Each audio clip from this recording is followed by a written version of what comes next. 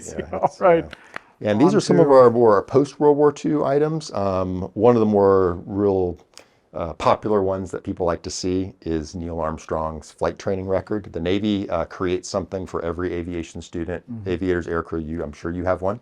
Aviation training jacket, or ATJ. And what it is just your record of flight school. And the Navy generally keeps them for 50 years because primarily, say something in your career, you have a mishap or something, they are able to go back to your flight record and see if you had any tendencies in flight school. So it's part of the safety process. But we get first right of refusal as the Navy's Aviation Museum. And so we can request famous ones to come here for in perpetuity, because the National Archives, who actually stores these for the Navy, they are mandated by law to destroy them after 50 years. So imagine if some of these just went into the shredder. Yep.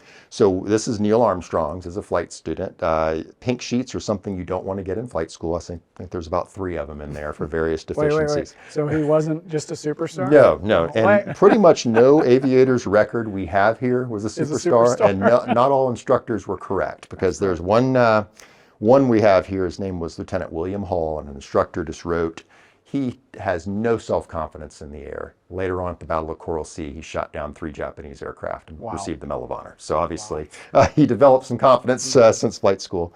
But what we'd like to point out to the flight students is that, naval aviation is a constant pursuit of perfection, but you never fly the perfect flight. And you know that from your time at the Blue Angels. The Blue Angels are famous for self-evaluation, saying, I can do better on this. And you say, I'm not telling you anything you don't already know.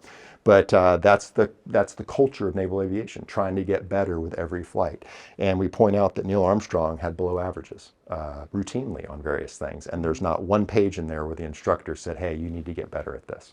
And so it's a good lesson for them to see somebody who became one of the most acclaimed aviators in history. Bet you this resonates with students more than anything. It does. It's I notice, I watch them take pictures of things afterwards, because they're welcome to take pictures. And the 2 things they take pictures of the most are Neil Armstrong and the Medal of Honor. So those are the ones that really resonate with me. I know for a fact that, I was just talking with some of the guys earlier today about it's humbling when you have an instructor that says, you suck today. Right. It may not affect you immediately, right? But then you go home, you sit down, and you think about it, and you're like, what do they mean by that? Right. And then it's just a little bit of a fire for you to go back the next day and I'm going to try and do better. I may not meet your bar, but I'm going to try and beat my bar. Right. And it's internal, and you build upon, and as you can see with Exhibit A, exactly. I mean, doesn't matter where you go. Absolutely, you can make something of it. And that's a beautiful artifact. Yeah. I can't believe we're looking there's a little write up here where another thing, an instructor said he has the makings of an average pilot. So obviously, Neil Armstrong superseded that.